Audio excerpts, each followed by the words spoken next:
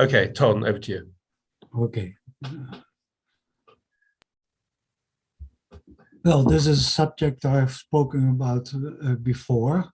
The City Archives of Amsterdam. This is a look at the bookshop, which they also have in the house. They also have lots of rooms for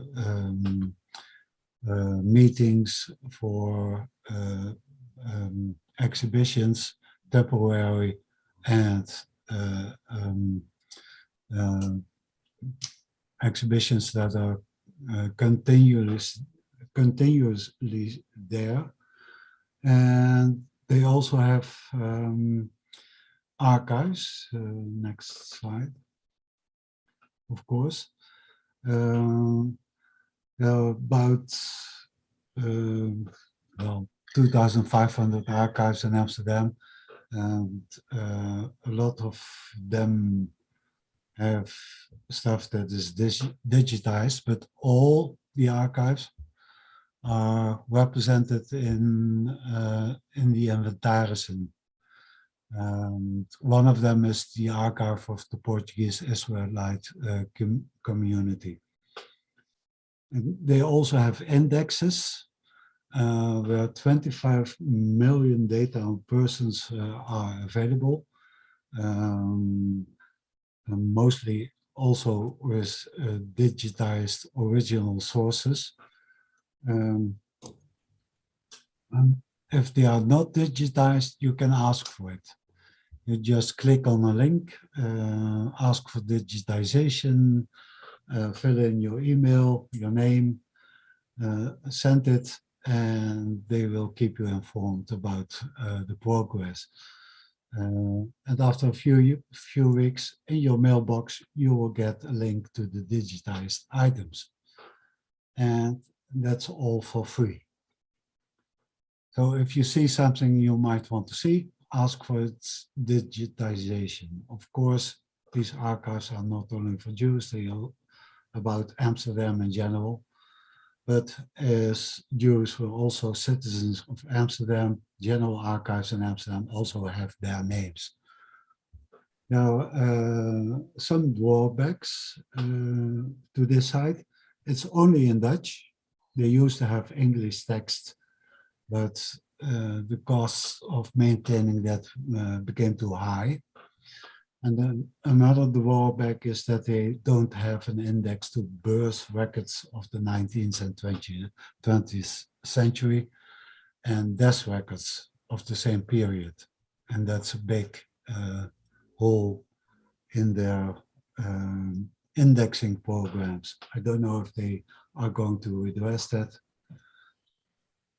Maybe, maybe not, but there are ways around. Next slide. These are the indexes.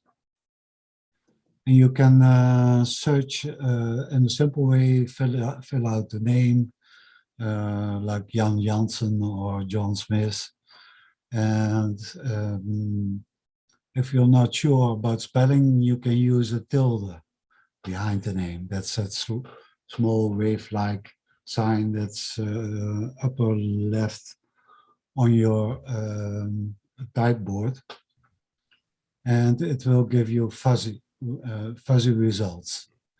I use that here, and you will see that there is a lot of Moresco's in Amsterdam, but also Morisco's and many other names. And there are more research tips, which are which you can find up above in the line with tabs, uitleg. They give you explanations about, for example, notarial archives, marriage bans, which in Dutch is ondertrouwregister, etc., etc. And so those are the things to wish for. English text, English explanations, and indexes to BMD records. And the next one is something I recently asked to be digitized. This is a form caused by a dead body, literally, biljet wegens een lijk. And it has the same information that the famous burial cards of Bet Chaim have, which you all maybe all know. But this has extra information. It says that this person had real estate, and that he had living children, and it mentions the names of his parents, his wife, and the cause of death, verval van krachten, which means that he was essentially,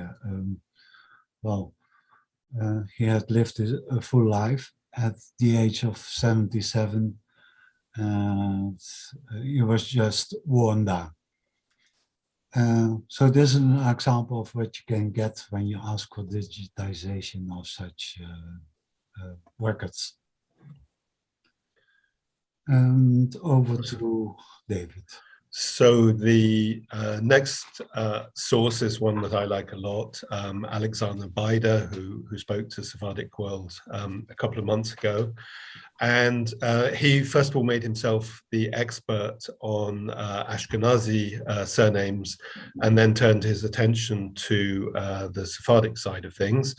He has so far produced 2 books. One effectively on the Megarashim, the Jews of North Africa, Dictionary of Jewish Surnames from the Maghreb, Gibraltar and Malta, and a second on the Western Sephardim, the Portuguese Jews and the Italians, Dictionary of Jewish Surnames from Italy, France and the Portuguese communities.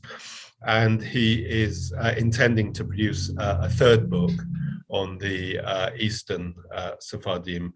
And this is just a page, and why I like it is obviously I hear from a lot of people, sometimes with names I recognize, sometimes names I don't, and this is a very quick aide memoir. I mean, just taking Orobio, which is a name we're probably mostly familiar with.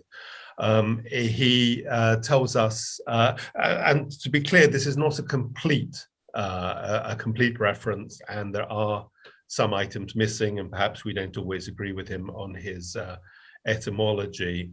But for a sort of a very quick and dirty sort of first look, it's helpful. And also he gives his sources. I'm guessing TIM is probably Truin in Morecambe, and this one will be in the index. So it's just a fast way to get into to researching any individual family. So Ton will talk about the Torrio de Tombo. Yes.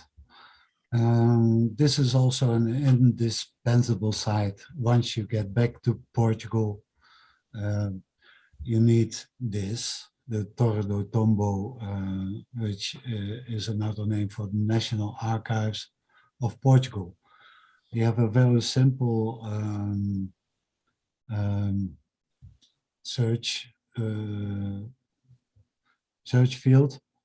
Just fill in a name, and you will get a few results to a few thousand results, and many of them to Inquisition archives, many of them to the so-called processors, in which conversos or new Christians were tried by the Inquisition. And these processors are well known.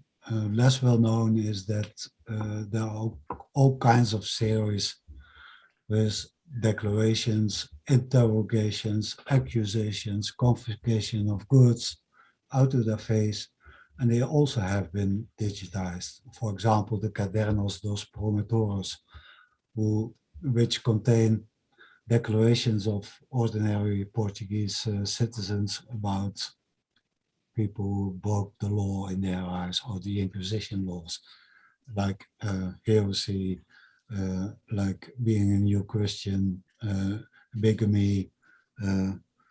They also went after Protestants, but the biggest target group were Jews, were conversos. Next slide.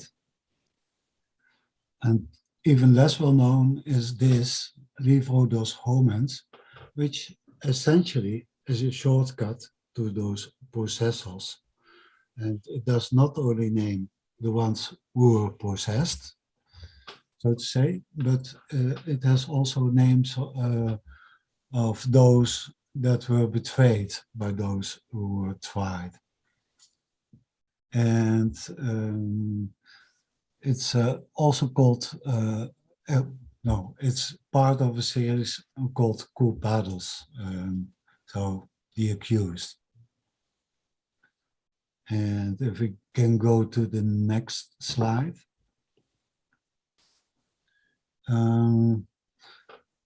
I have one example here, the one of Alvaro Dines, and what you see is a short description, XN, Cristiano Novo,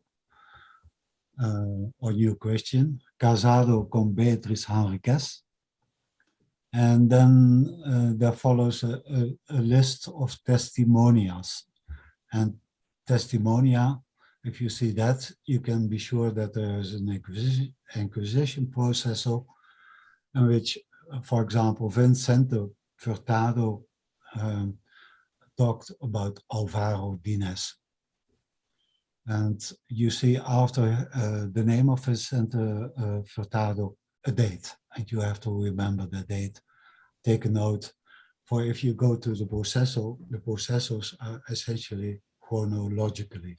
So you go to that part of the processor with that date, and there you find the declaration of Vicente Furtado about Alvaro Dines. And there were other people who talked about Alvaro Dines. For example, Paulo de Milão, who happens to have been his brother-in-law.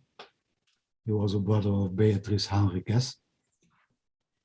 And Vas Pimentel and Heitor Mendes. And Heitor Mendes was someone who betrayed conversos on a very large scale. He named hundreds and hundreds of names all over Western Europe, mainly Hamburg and Amsterdam, but also elsewhere.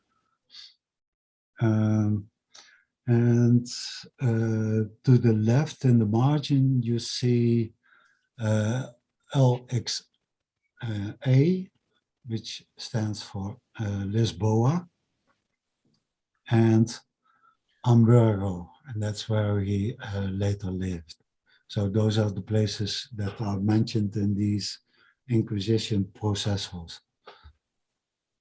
Above his name, you see what damage ink can do to paper. This is on the other side of this page, and it says Alvaro backwards, and there are worse examples of that. Okay, next. So next is the Spanish equivalent of the Torrio de Tombo.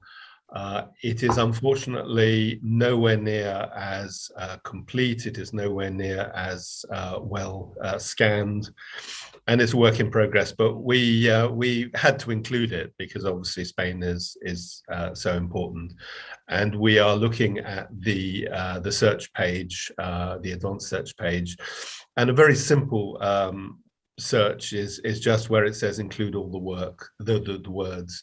If you put in family name and perhaps Judaismo or Judaizanci, you can then see what they might have. And I've put in here Castro Judaizanci, and we can see that in the under those two words, they only have 21 documents that are archived, and clearly there were more than 21 people called Castro who got into trouble, and of these only 7 are digitized, and we can see, for example, here we have a proceso of Luisa Lopez de Castro Paz Coronel Quiros. And this unfortunate lady seems to have been in the Inquisition prisons for 5 years. Most of the, this one isn't digitized, but at least it's indexed. Most of what's digitized tends to be later and tends to be fairly brief. I am told there are piles of detailed processors that are neither indexed nor scanned, but who knows, one day there might be. And down below we see something that has come in from Lima in Peru, and is of course worth remembering that if you're researching a family in the Spanish Americas, certainly in Peru where the archives were burnt down, you are more likely to find something here in Spain than there. So turning our attention to the Eastern Mediterranean, we get to Alain Fahy's site, Les Fleurs de l'Orient. And this is a really important work because there isn't a huge amount on that area. And this website was created, frankly, before what little is available became available. And so if you have family from the Ottoman Empire, this is, I would suggest, the first place always to go and look. And of course, a lot of families went from the Ottoman Empire to France, to the Americas, and to Egypt, and so forth. Here I've done a search again on Castro. In the Spanish archives, we got 21, and here I have 177, which gives some indication of both the usefulness of this and how much Spain has to go. So if we just click on the first entry, and we see it's just a patriarch of 4 siblings who were in Egypt, and we see Bella was born in 1907. For those of us who are used to archives in places like Amsterdam or London, this isn't much, but believe me, if you're researching a family in Egypt, this is complete gold. So and it's well, we'll provide a list of links in the Patreon page. Ton, over to you. Yes, this is a website that has been around for a long time in terms of the internet, and it's run by my colleague David Mendoza. It has a lot of comprehensive articles about Sephardim, their history, about the diverse subgroups there are, about the Inquisition, about how to get a Portuguese passport. And there's a large collection of articles about research in diverse countries and diverse communities. So this may serve as a fast gateway to the history of local communities if you are first researching them and need to have a fast introduction. And there are lots of links for further explorations, like in the next slide. Here it tells about Jewish Archives of Venice. It tells you what BMD records are. Unfortunately, not much of these birth records, for example, has been digitized yet. And of course, we hope that there will be in the future.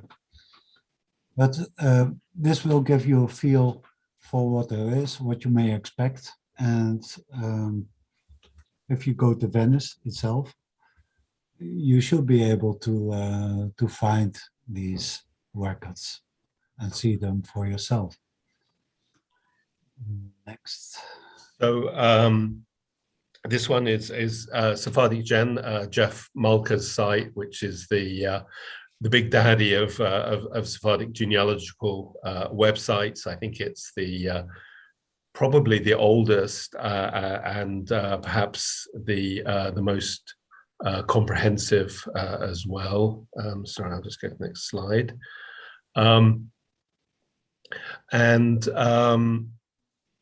Let's just there are different ways to search. I mean, it has a mega search where you can search through all. It's basically a series of databases. It has a mega search, so you can sort of search for everything, but you can also search by specific databases. And here we see for 3 countries, 2 of which are notoriously difficult for researching: Syria and Turkey. Syria, certainly if you're researching Aleppo, this is absolutely the best place to come, and probably actually for Turkey too. And it is just an absolutely invaluable resource. I mean, within a lot of these, also we can see the work of the late Mathilde Taga, who, along with Jeff and Alain Fahy, were really the people who opened the doors, I think, for the rest of us. Ton will discuss the Sephardic Diaspora Facebook group, of which, of course, we're both admins. Yeah. We started the Sephardic Diaspora, David and I and Michael Waas, later joined by Jared Ross, in 2014. And the object of the Sephardic Diaspora was to provide informed, fact-based discussion. Gradually, we have grown to more than 5,000 members, and we reached that number just over a week ago. So that's cause for a slight celebration. Many of those 5,000 members are active in either contributing to discussions or following posts, and there are a few things to say about the Sephardic Diaspora. We grow slowly in members because we don't value fast growth, we value quality.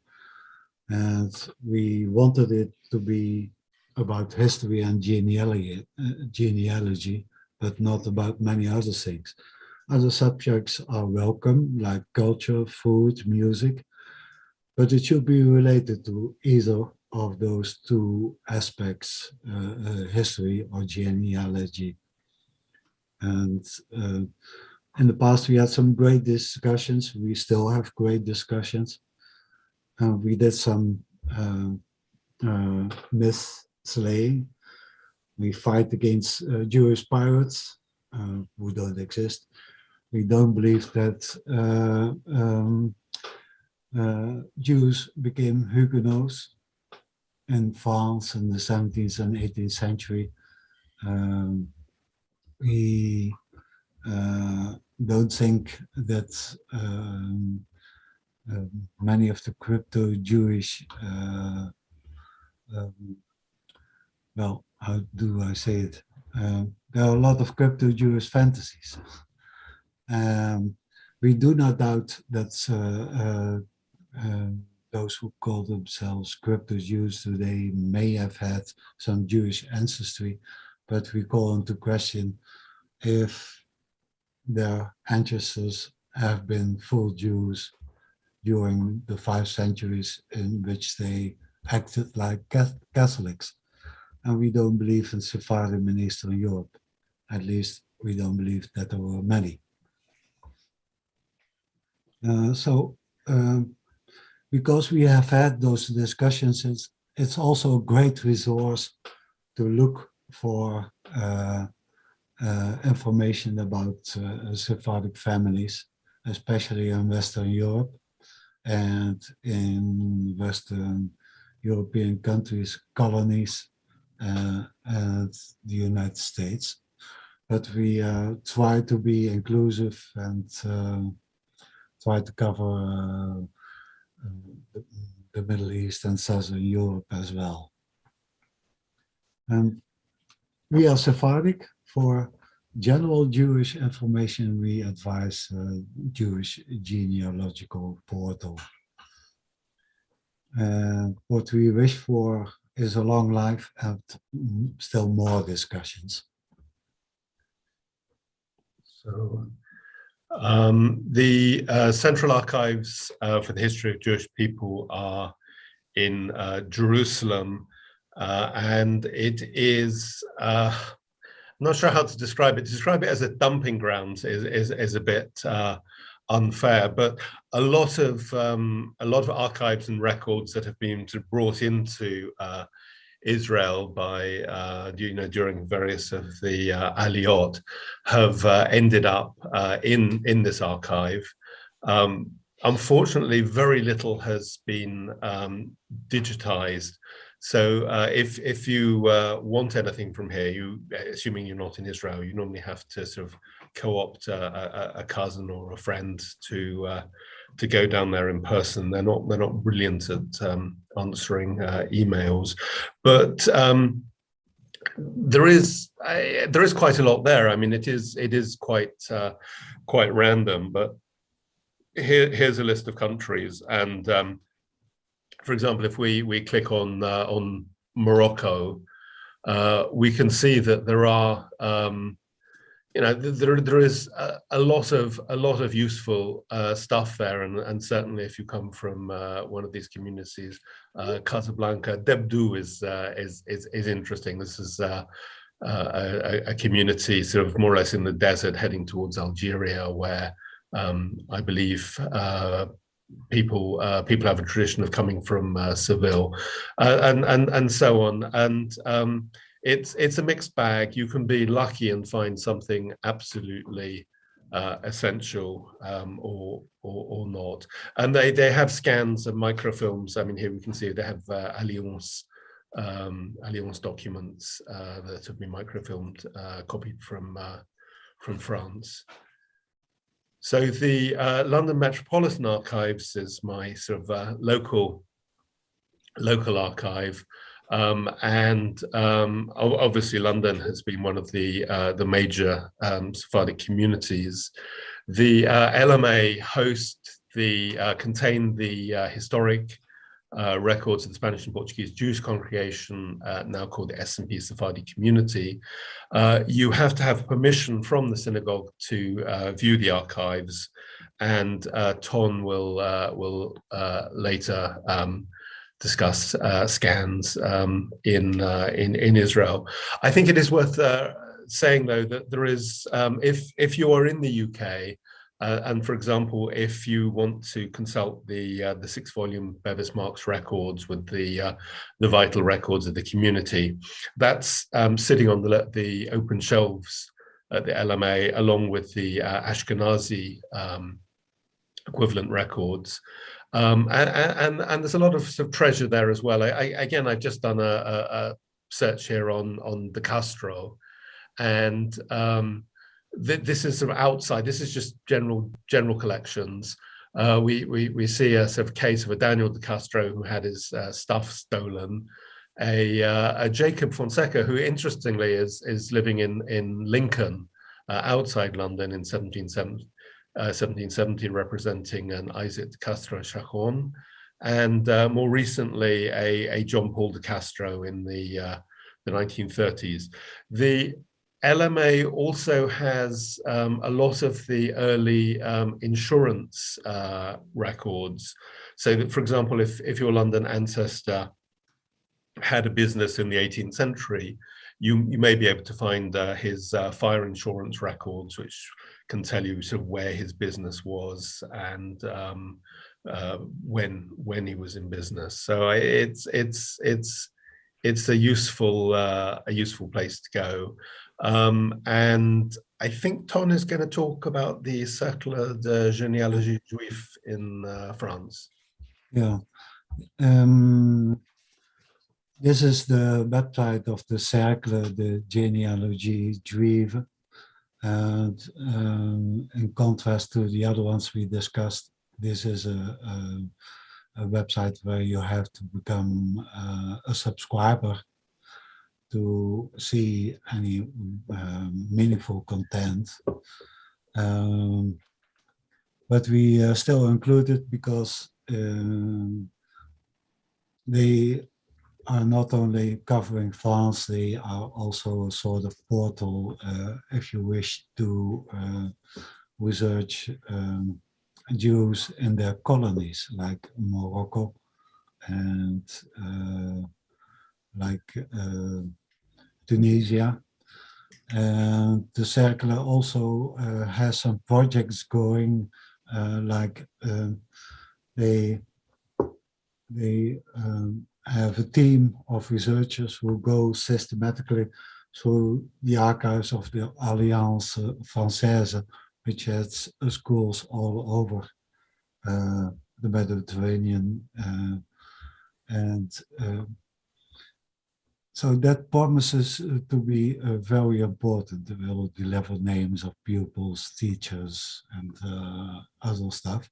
And they are also ahead of the rest of us in terms of researching consular archives in various countries, which also shed lights on Jews living in countries that don't have many archives of themselves.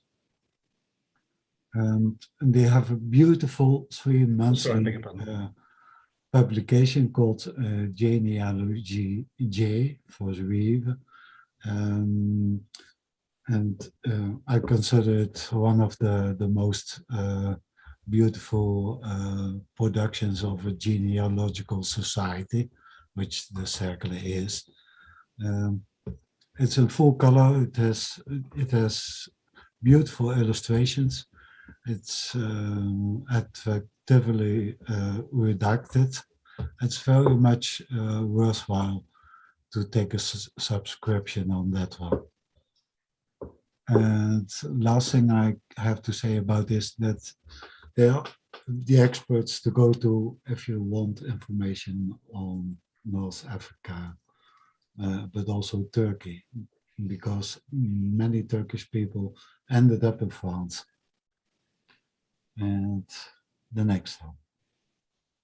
Okay, well, the next is the UK National Archives, which is obviously one of the world's biggest, and as with France, Britain had even a bigger empire than France. So often records from elsewhere can be found here.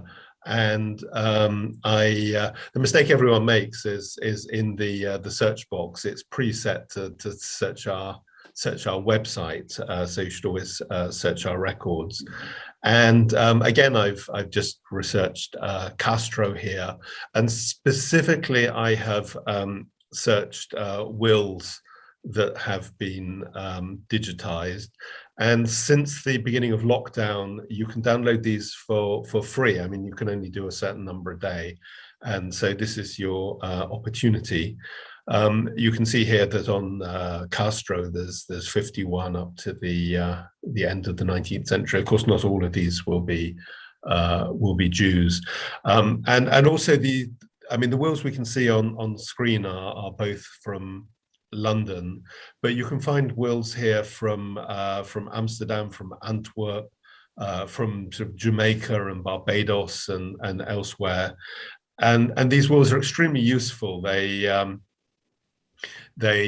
list relatives. They can often give a feel of the person's business activities and business life, and you can sometimes also get a feel of the family and where people have been and their relationship with the synagogue. So and they're signed, so Michael Wass pioneered the art of taking a signature from a Jewish community and comparing it to a signature in the Inquisition record, because obviously the given names are often different. So you can do that here.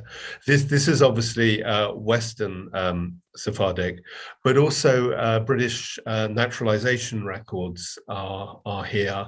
Britain was rather slow in introducing this bureaucracy, but say from the 19th century and for the early 20th century, it's very useful. And here we see the record of Vitali El-Nakave from the Ottoman Empire, who is described as a Spanish Jew. And the records, even the briefest record, will give us, you know, his name, his wife, his children. It should tell us the parent's name, where he was born, when he was born, and very often it provides more details. And it's also very useful, of course, for Ashkenazi research. And so my great grandfathers both have reports on them from the local police, giving yet more information. The naturalization records, unfortunately, are not digitized, and you would have to go down to the archives in Kew in person to access them.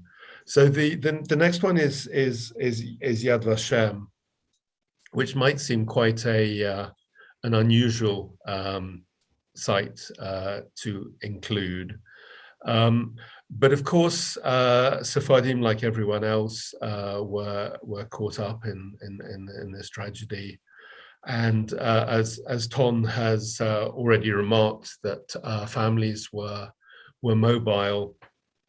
And so, for example, if you have a family that migrated from, say, Turkey to the UK or United States, it's very possible that they had cousins who went to France and who you know, caught up and murdered there. And you can sort of start to build a greater picture of the family like that. And also, again, I'm not sure I keep doing Castro, but I searched Castro here.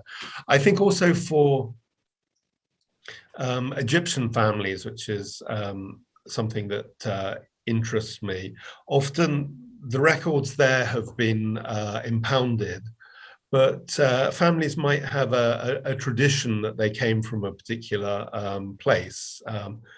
These ones are quite general. But for example, I came across a family who had a tradition that they came from Corfu, and they had quite an unusual name, and the Yad Vashem records had the same family name from Corfu. That doesn't, of course, mean that it's the same family, but there's a good chance of that. And these records are being reported by somebody, and even if that person is no longer with us, then perhaps they have children, and again, these may be distant relatives, and perhaps they have more information. And of course, it's important to if we can find people with whom we have a personal connection to remember them. So the National Library of Israel, over to Ton.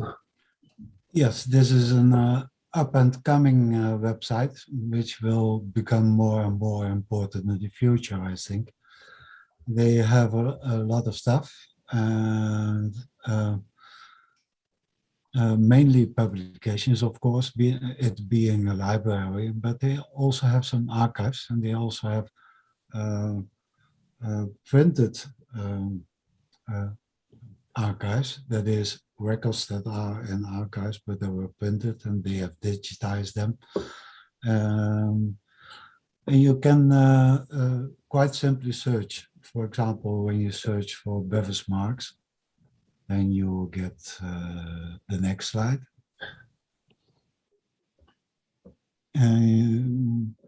To the right, you can see that I added some filters. I sorted by relevance, but you can also sort for oldest date. And I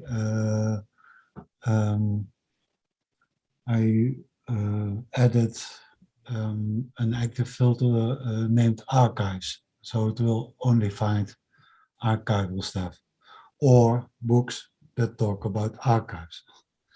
So what you find here are many books from Bevis Marks. Somehow they have had a large donation to digitize a lot of the archives of Bevis Marks. And a small portion of that they have put online. Mostly minute books and annual accounts. And like you can see, some ledgers. but not the Ketubot and not the birth and death records. And so we are hoping that they will come online sometime soon. So we don't only have these published Bevis Marks records, but also the real stuff, the origin, the archives.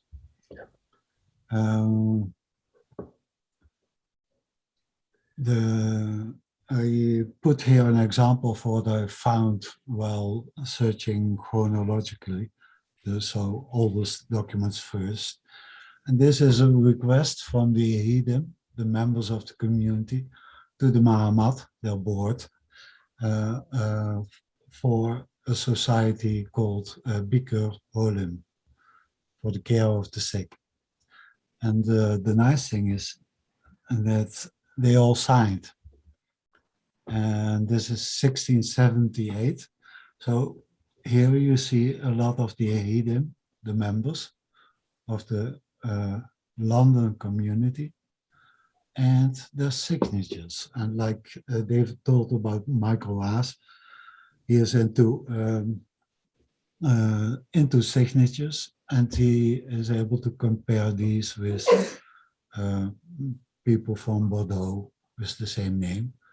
And then you may be able to link someone from London to Bordeaux by way of their signature. And the more signatures we have, the better, I would say. There are about 30 to 40 names on this list because the community wasn't very big by then. What you also saw were the annual accounts, and these are also very valuable because they have the names of the rich and they have the names of the poor. The rich provided the money with which the poor were being fed, housed, clothed, and kept alive. In the past, we mainly had stories about the rich London Sephardim, and now we are able to tell the stories of the poor because their names keep coming up year after year after year until they die or move away or became rich and left from the poor lists. The website of the National Library of Israel, alas, is very fragile. If you are busy browsing it, searching it, it might well crash. And then you have to wait a day before you can get back on. I don't know precisely how that works. If it is for every crashed for everybody or just for you, it's a mystery, and it's all the more a mystery because Israel is really a technologically advanced country, and they have great IT. And I wonder why the website crashes so much. I hope that they will digitize more stuff in the future, that they will be able to acquire more funds to digitize more archives. We'll see, but it's a website to keep an eye on. And then number 15 are the Amsterdam Notarial Archives, and this is also something that is new and upcoming, and it's the future of genealogical research because the City Archives of Amsterdam has a partnership with a firm called Transcribus. It was originally developed by a university in Austria. And what they do is they have handwriting text recognition programs. And these work very nicely already, in the sense that this handwritten text recognition recognizes more than 90% of the words correctly. And there's a simple search box where you can put the name. And there's, if you are searching, then there will appear the possibility to have a fuzzy research. You see that here. You can do fuzzy research without, medium, and high. So zonder, middle, and hoog in Dutch. As I said, they don't have an English version of their website, alas. And then you get hits from notarial archives. I searched for Cappadocia and I found with medium fuzzy research 31 pages, that is 300 results for that name, from just a few notaries of Amsterdam that have been used for this new program. They will add to it. There will be more notaries here, so there will be many more results in the future. And I believe this is the future of genealogical research, because the notarial archives in Amsterdam are vast and they contain the names of many Portuguese Jews and their mercantile connections to countries, well, all over the world. Yeah. So expect to find the names that you are researching to turn up here, if not now, in the future. Is there another slide? No. No. So now we go to the naughty step, which Ton can talk about. Well, I would like to give a shout out to Jews again. It was the first and essentially the start of Jewish genealogical research online. And why do I not include it in the first 15? Well, that's because they were so far ahead that that alone mentioned that they, were a bit stagnant. They are always adding databases, but it's a bit of a clumsy system that hasn't changed in many years. And I also don't go to it because I can find the same stuff elsewhere, and then with links to digitized archives, like the Amsterdam one, the Torrio de Tombo, and others. Historically, Jewish Gen didn't have much about Sephardim, and they have been looking at that only recently as a separate category.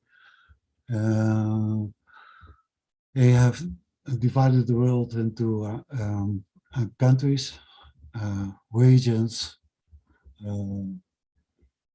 and now they also have Sephardic websites, Sephardic databases, crypto-Jewish databases, and Jeff Malka Sephardic databases.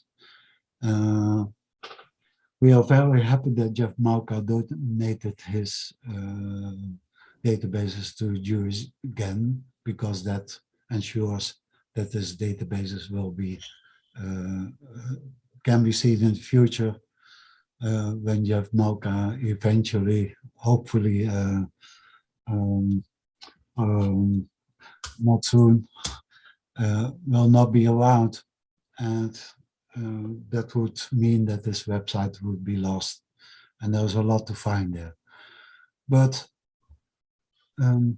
it's also a hodgepodge, because you can find Sephardim in several countries, like the UK and the United States, and the search results are not separated from general Jewish sources. The Netherlands also have Sephardic databases like the Amsterdam marriage ban database. But that same database you can also find under crypto Jews and under Sephardic. And I wonder why the Amsterdam Jews, Sephardim, are considered crypto Jewish. They may have been when they lived in Portugal and Spain, but once they left the country, they became Jewish in Amsterdam and in other countries. So the Amsterdam marriage ban database does not belong there. And there was a lot of redundancy. And anyway, the Amsterdam marriage database is also available on the website of the Amsterdam City Archives. And there you have links to the actual marriage bans.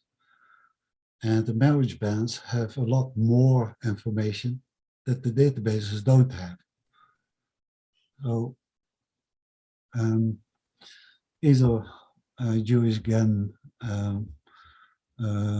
would be advised to get databases with links to actual documents, or, well, leave them out of their databases because they don't add. And that's the reason why I decided to not include them in the original 15.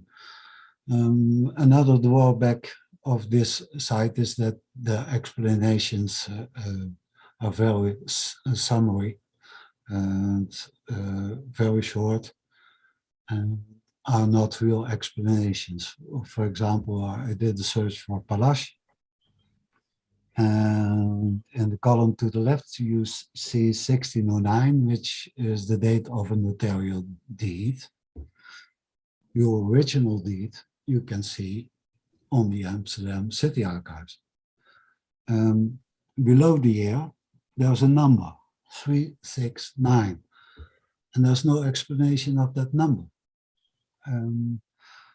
And that number has been taken from a publication called Studia Rosentaliana in the past. That magazine has published abstracts in English of early modern notarial deeds from Amsterdam in which Sephardim are mentioned. And that number, 369, is the one that you find in Studia Rosentaliana. But if you don't know that, you don't know where to look. So the Studia Rosentaliana are also online. And if you take a subscription to a university library, or maybe the National Library of the Netherlands, for the price of €15 a year, you can get access to these and other articles, and you can look them up for yourself. So this is another example of a database that doesn't tell you much, and of which the original items are findable, easily findable elsewhere. So let's give some honourable mentions. And I've seen in the chat people mentioning a lot of others. We've tried to provide general information. So, I mean, obviously, Luca Ascoli's work on Italy is really important. Alain Nadja and other people's work on Livorno and on Tunisia is also important. I think we can't not mention the late Mathilde Taga, who has really helped open up the field, and her spirit is all over. The Dictionary of Sephardic Surnames by Feigenbaum and others is I think still quite a useful resource if you're just wanting to find sort of references to research a particular family. And along with Baida's book, you can buy that on the the Avatenu bookshop on their website. Genie.com, we've had an entire meeting on before, and there has been both criticism and plaudits for it, and I know sort of Randy Schoenberg, Jarrett Ross, Jacob Marachi, and others are working very hard to improve the quality of the Sephardic family trees, and it's always worth a look. Of the commercial websites, Ancestry.com is probably much easier to use than MyHeritage. MyHeritage has the advantage of, for British people, of having the Jewish Chronicle newspaper, although there, again, the search is a disaster. I have no idea why. A lot of French records have recently been uploaded to MyHeritage as well. Every meeting we have, we always have to mention the Avatenu DNA project, which is hugely valuable, I think, and is going to change the face of Sephardic genealogy by building a library of Y-DNA from men of Sephardic ancestry. And lastly, Google Scholar, which is a specialist academic Google website, and the use of this, for example, is if you're researching something. Let's say if you're researching Izmir, Smyrna, and if you just put in sort of Izmir Jewish or Izmir Judaism or Izmir Jews, you can find out which academics are researching the subject, and then very quickly you can find their work, and even if their work isn't directly relevant, they will often have a bibliography, and that takes you straight into the into the research and to the best resources. So this has been really quite a subjective race through. It is very far from complete. We are fortunate. I mean, Ton and I think first met online over 20 years ago, probably about 20 years ago now. There is just so much now. It's wonderful. We can't mention anything. This is our personal preferences. If anyone has any other sites they want to share or have comments, they are very welcome to share them now. I don't know, Ton, if there are any comments in. A lot of comments, not so many questions, and a lot of links have been put into chat. And the ones that we mentioned, but as David said, we will also provide them on our Patreon page. But Bernard, you've got your hand up, so maybe I have. First of all, thank you for that, which is going to prove invaluable, and to all the people who've been posting other stuff, which looks really useful. I wanted to ask Ton a very specific question about an archive that I only became aware of 2 days ago through an Antwerp and an Amsterdam newspaper article, both of which referred to family members as being in the records of the Jodsraad, the Jewish Council of Amsterdam, and I can't see any way of accessing it online at the moment. There is one link, but it says not currently available, and I wondered whether they are reliable. And I wanted to just mention two that I'd found useful also in the last 2 days. So perhaps Ton could say something about the Jodsraad, the Jewish Council archive. Yes, it says there's 7 volumes of just Portuguese Jews. No, they are the Jodsraad of Amsterdam was an organization that tried to keep Jews in Holland for as long as possible. but in doing so, they had to work with the Germans. And perhaps sometimes they went too far. Opinions about that are mixed.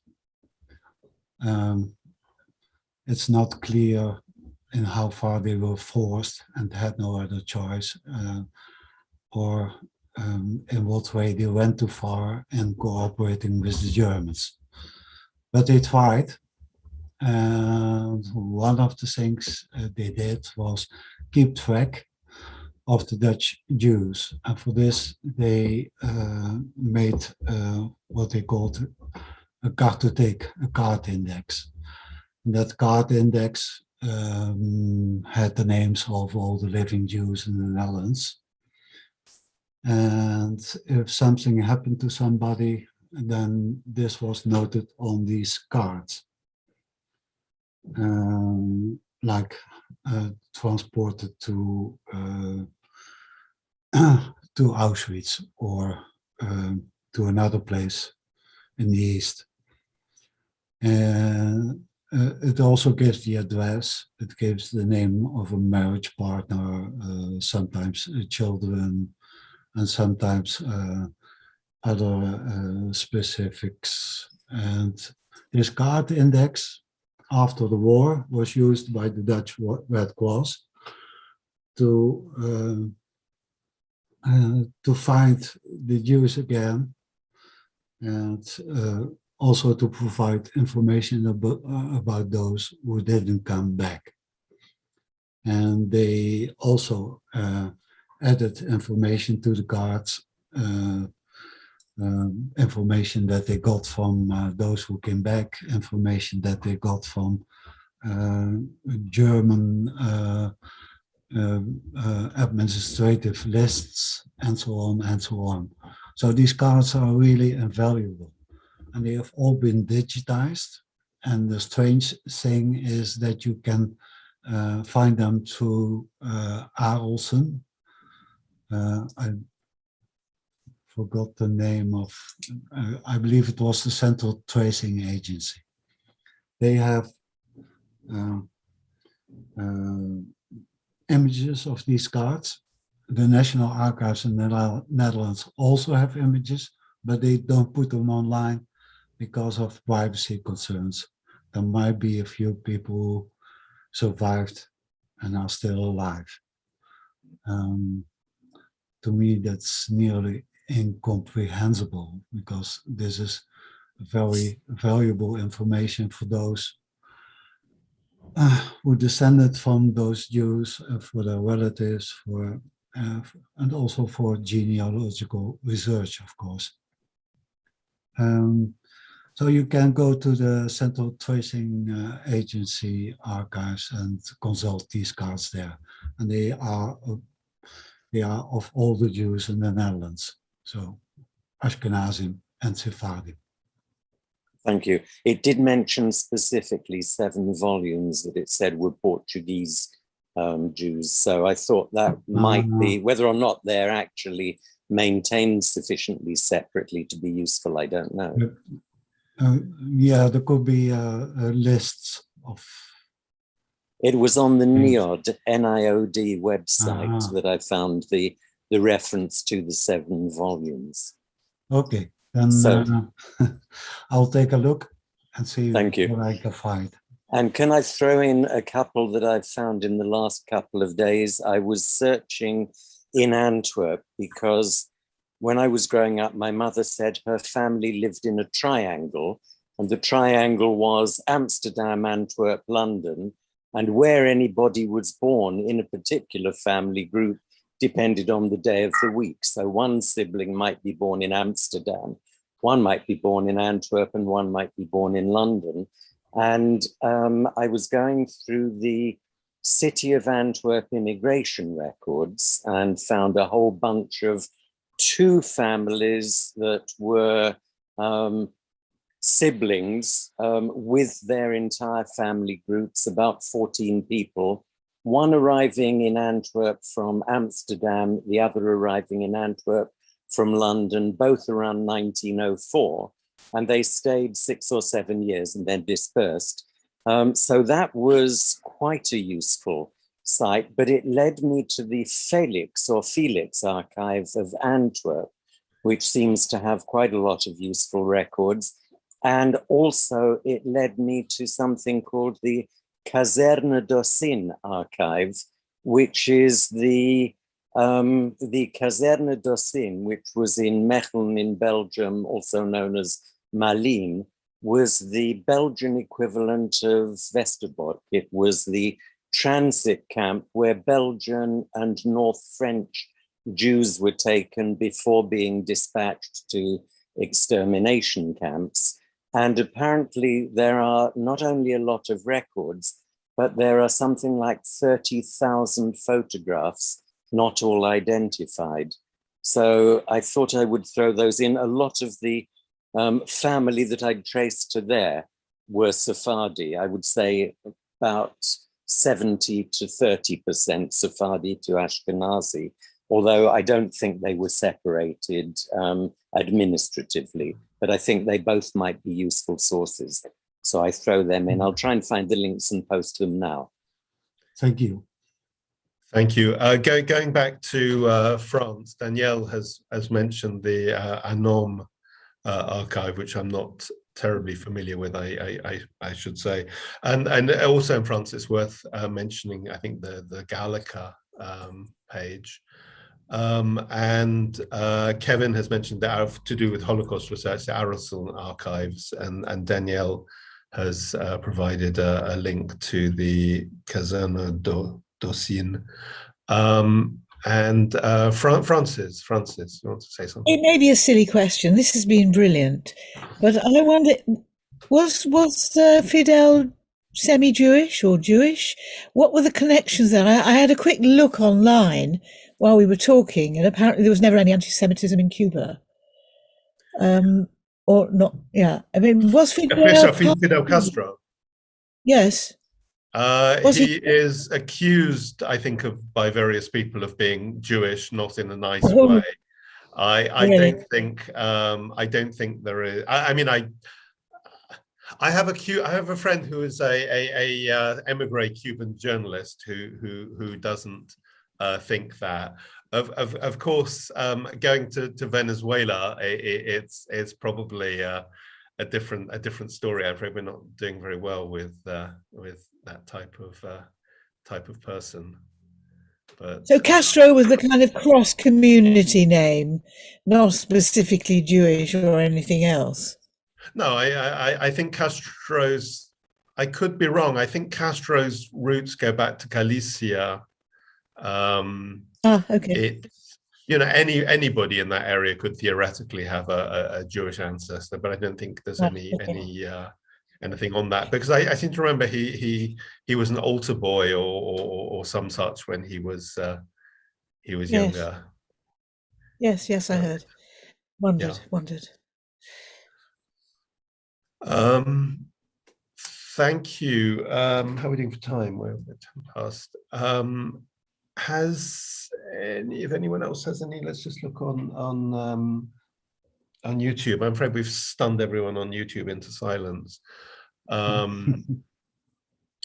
So shall we start to wind up? I think next week next week is the first day of Hanukkah, which is not, of course, a major holiday, but I've actually had some sort of health issues and been sort of rather locked inside for the last several weeks, and I'm hoping to go to synagogue, assuming, of course, there is a service, and so we will not be broadcasting next Sunday, but we will be back, of course, the Sunday after that. Just to remind everybody, if anyone has withdrawal symptoms, that virtually all of our talks are now uploaded to the Sephardic Genealogy channel on YouTube, and if you watch them, we're now monetized, and we get about 10p a day from it. So wow. So that's exciting.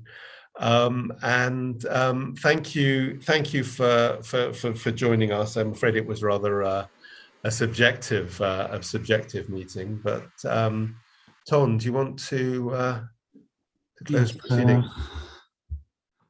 Thank you, everyone on Zoom, our patrons, without whom this would not have been possible. And thank you to our viewers on YouTube. And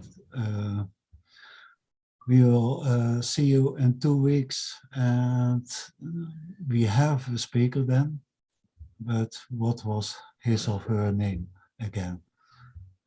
We'll announce that in due time. You're asking me. I have a brain like a sieve. I'm sorry, but I'm sure there'll be an outstandingly brilliant speaker. Yes. So thank you all for watching, and see you.